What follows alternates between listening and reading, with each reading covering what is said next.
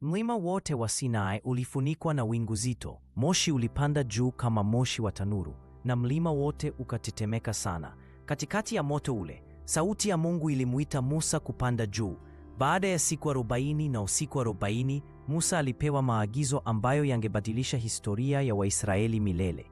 Lakini maagizo haya hayakuwa ya kawaida. Mungu alimwambia Musa, nijengee mahali patakatifu ili nipate kukaa kati yao. Kisha akampa maelekezo ya ajabu. Hakumwambia ajenge hekalu kubwa la mawe, bali alimwamuru atengeneze sanduku dogo la mbao. Sanduku tu. Lakini hili halikuwa sanduku la kawaida.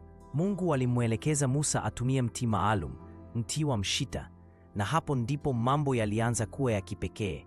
Aliambiwa alifunike lote kwa dhahabu safi, ndani na nje. Kwa nini sanduku hili liwe na thamani kuliko kitu kingine chochote jangwani? Watu wakaanza kazi. Walileta dhahabu yao, pete zao na mapambo yao. Bezaleli, fundi mkuu, alianza kulijenga kama vile Mungu alivyoelekeza. Walitengeneza pete 4 za dhahabu kwenye pembe zake na miti ya mshita iliyofunikwa dhahabu ili kupitisha humo. Mungu alikuwa amewaambia lisiwahi kukuswa. Watu wa kabila la Lawi pekee ndio wangeweza kulibeba kwa kutumia ile miti. Hata wao hawakuruhusiwi kuligusa sanduku lenyewe. Ilikuwa ni sheria kali, na palikuwa na sababu nzito kwa nini sheria hiyo iliwekwa, kama ambavyo Waisraeli wangekuja kugundua baadaye kwa gharama kubwa. Juu ya sanduku, Mungu aliagiza kifuniko maalum. Hiki kilijulikana kama kiti cha rehema. Kilikuwa ni dhahabu tupu. Na juu ya kile kifuniko, Bezaleli alifua makerubi wawili, wakiwa wametazamana na mabawa yao yamekunjwa juu, kufunika kile kiti. Mungu alisema, na hapo ndipo nitakapokutana nawe. Hiki ndicho kilikuwa kiti cha enzi cha Mungu hapa duniani. Uwepo wa Bwana ulikaa pale kati ya yale mabawa ya makerubi. Lakini siri kubwa ilikuwa bado haijafichuliwa. Ni nini kingewekwa ndani ya sanduku hili chini ya kiti cha rehema? Kwanza, Musa aliweka zile mbao 2 za mawe. Zile mbao ambazo Mungu mwenyewe alikuwa ameandika amri 10 kwa kidole chake. Ilikuwa ni agano la Mungu na watu wake. Lakini mbao hizo zilikuwa pia ushahidi wa jinsi Waisraeli walivyokuwa wameshindwa kutii hizo sheria. Baadaye, Mungu akaamuru kiwekwe kitu kingine. Chungu kidogo cha dhahabu kilichokuwa na mana. Ule mkate waliokula jangwani. Hii ilikuwa ni ukumbusho kwamba Mungu aliwalisha kwa muujiza. Na mwisho, walitakiwa kuweka fimbo ya Haruni, ile fimbo iliyokuwa imechipuka na kutoa maua na matunda ya mlozi usiku mmoja.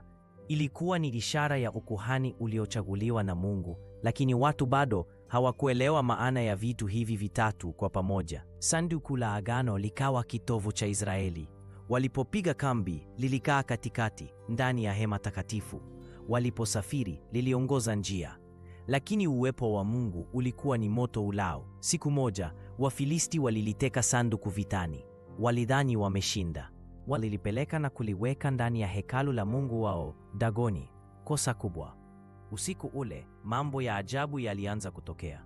Asubuhi, walimkuta Dagoni ameanguka kifudifudi mbele ya sanduku. Walimuinua. Siku iliyofuata, walimkuta Dagoni ameanguka tena, lakini safari hii, kichwa chake na mikono yake vilikuwa vimekatika. Wafilisti waliogopa. Mapigo yalianza kuwapata. Magonjwa na panya. Walihamisha sanduku mji hadi mji, na kila walipolipeleka, maafa yalitokea. Mwishowe wakalifukuza lirudi Israeli. Lakini hata Waisraeli walijifunza kwa uchungu. Miaka mingi baadaye, Mfalme Daudi aliamua kulileta sanduku Yerusalemu. Walikuwa wakishangilia, lakini ng'ombe waliokuwa wakivuta gari walijikwaa. Mtu mmoja, jina lake Uza, alinyosha mkono wake kulishika sanduku lisianguke. Wakati ule ule, pale Uza akafa. Hasira ya Mungu ilimwakia kwa sababu aligusa kitu ambacho hakiruhusiwi kuguswa. Daudi aliogopa sana. Aliliacha sanduku kwa miezi 3. Uwepo wa Mungu ulikuwa mtakatifu, lakini pia ulikuwa wa hatari sana. Kwa mamia ya miaka, sanduku hili lilikaa ndani ya patakatifu pa patakatifu. Kuhani mkuu pekee ndiye aliyeingia mara moja kwa mwaka. Siku ya upatanisho, angechukua damu ya kafara na kuinyunyiza juu ya kiti cha rehema. Alifanya hivi ili kufunika dhambi za watu wote wa Israeli. Chini ya kile kifuniko kulikuwa na zile sheria walizovunja, yaani zile amri 10. Lakini juu ya sheria hizo paliwekwa damu. Rehema ilikuwa juu ya hukumu. Lakini hapa ndipo siri iliyofichika inapoonekana. Mamia ya miaka baadaye, nabii Yeremia alitabiri. Alisema itafika siku watu hawatasema tena sanduku la agano la Bwana, hawatalikumbuka tena. Kwa nini? Kwa sababu kitu kikubwa zaidi kilikuwa kinakuja. Ghafla, wakati wa mfalme Nebukadneza, sanduku la agano likapotea. Lilipotea kutoka kwenye historia. Watu wamelitafuta kwa maelfu ya miaka, lakini labda halikutakia kupatikana. Fikiria hili: vitu vitatu vilivyokuwa ndani: mana, ule mkate kutoka mbinguni; fimbo ya Haruni, ishara ya ukuhani wa milele; na sheria, neno la Mungu lililoandikwa kwenye mawe. Kitabu cha Waebrania kinafichua siri hii. Yesu Kristo ndiye ule mkate halisi ulioshuka kutoka mbinguni. Yeye ndiye kuhani mkuu wa milele, si kwa kabila la Lawi, bali kwa utaratibu wa Melkizedeki, na yeye ndiye neno la Mungu lililofanyika mwili. Jambo la kushangaza zaidi, kile kiti cha rehema, pale ambapo damu ilimwagwa kufunika dhambi. Mwandishi wa Waebrania anasema Kristo hakuingia patakatifu palipojengwa kwa mikono. Aliingia mbinguni kwenyewe akiwa na damu yake mwenyewe, sio damu ya mbuzi na ndama. Ipokufa msalabani, pazia la hekalu lilipasuka vipande viwili, kuanzia juu mpaka chini. Ile njia ya kuelekea patakatifu pa patakatifu, kuelekea kiti cha rehema, ilikuwa wazi. Sanduku la mbao na dhahabu halikuhitajika tena. Agano Jipya lilikuwa limefika.